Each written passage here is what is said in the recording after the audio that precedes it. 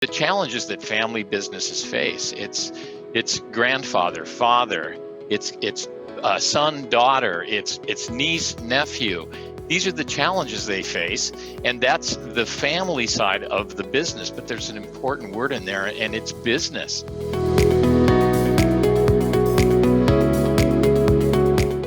We actually have a golden rule of accountability at MAP. We say focus on the problem, not the person. So what that really means is not that the business is a problem, but that's what we want to solve, and we want to take the personality out of it. And when a family business adopts a system and they say, this is the system we're going to follow, because we need a system, because you're competing in a market-driven environment. Steve has done an amazing job of helping our organization, kind of toe tap around some of the challenges, because I think that family piece of who we are, it can get messy and it can get ugly, and that's the challenging part of family business.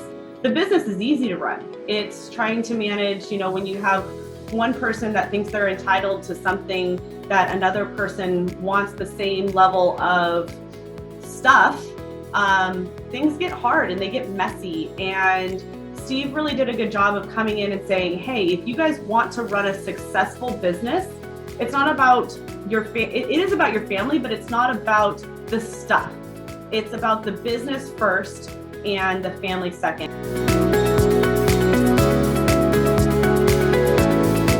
I will say this, hands down, 110%, Steve has been such an influential part of our organization. And when you talk about how did we get to where we are, every conversation talks about Steve. And, it is him as a person and his leadership and his guidance.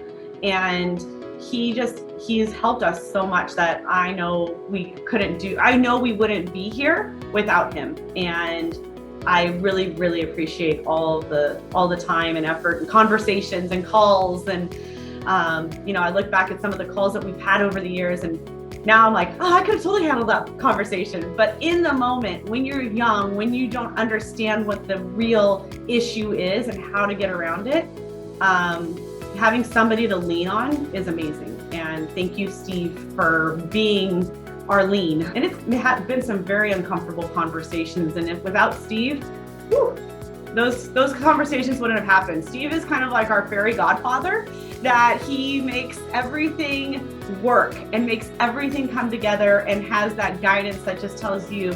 Steve is this amazing way of never telling you what to do, but guiding you down the path so you don't completely fail.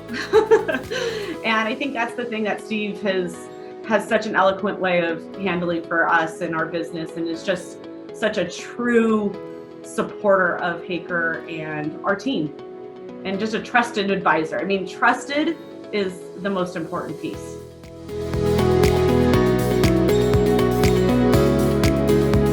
We're able to move Dad's passion and plan forward, which is the best part, and now we've been doing it for almost 11 years. So that's right. I think that's the most important part of all of it. So. Yep, and they do it extremely well. They set the model for what the MAP management system is all about. And as a matter of fact, Robin shared with me recently that they have cascaded this right to the front line. I remember the call 5 or 6 years ago. How do I set a goal for my front desk person, who they now call the director of first impressions, the first person you run into when you walk through the front door of their headquarters? And we had those discussions, but she's rolled that out to the front line and proudly shared that over this last year, the entire team together has accomplished over 3,000 goals, written down, committed to, measurable goals over a 12-month period of time. So imagine if they hadn't sat down and set those goals. Imagine where they'd be. A whole different story versus entitled.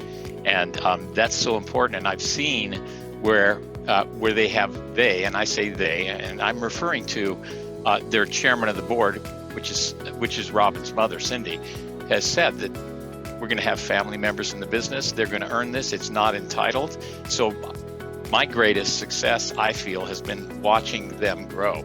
Robin, her brother, Jake, grow into, great leaders, great professionals in what they do, and they've surrounded themselves with top performing people. And they do that by expecting these folks to be disciplined, be accountable, and to deliver on their commitments and what they expect from them.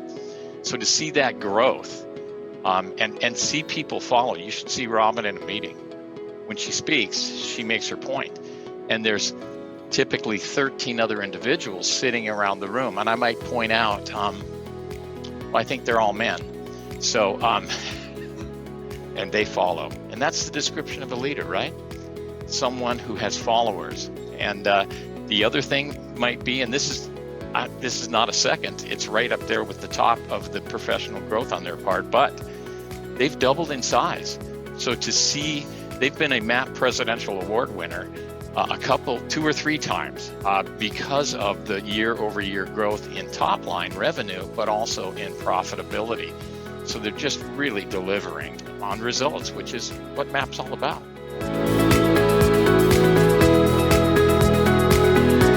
If I were to give any advice to other family-owned businesses, I would say that one of the most important things is to run it like a business and not have favorites, because everybody knows when you have a favorite. And I think the entitlement piece is probably a really important piece of, holding yourself accountable and saying, I'm not going to have something that is so much greater than what I would offer another manager at another level.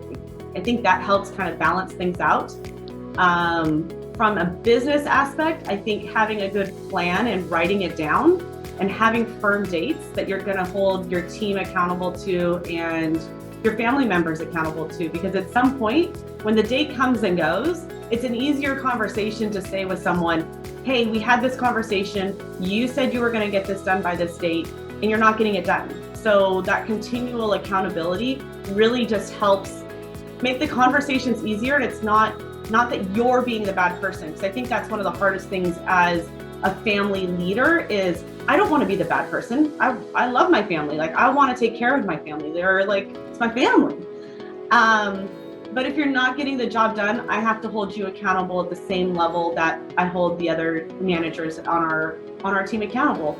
And it's not personal. And I think that's the piece that's really helped our organization. And I can see other people have the problem. I've had the conversations with other business owners, it's like, oh my gosh, I'm struggling with this. It's like, you've got to put it down on paper. You've got to have a plan. You've got to execute the plan with dates. And those three things I think really have helped us. And I could see that they would help others. The business is in place to drive profits in a for-profit business.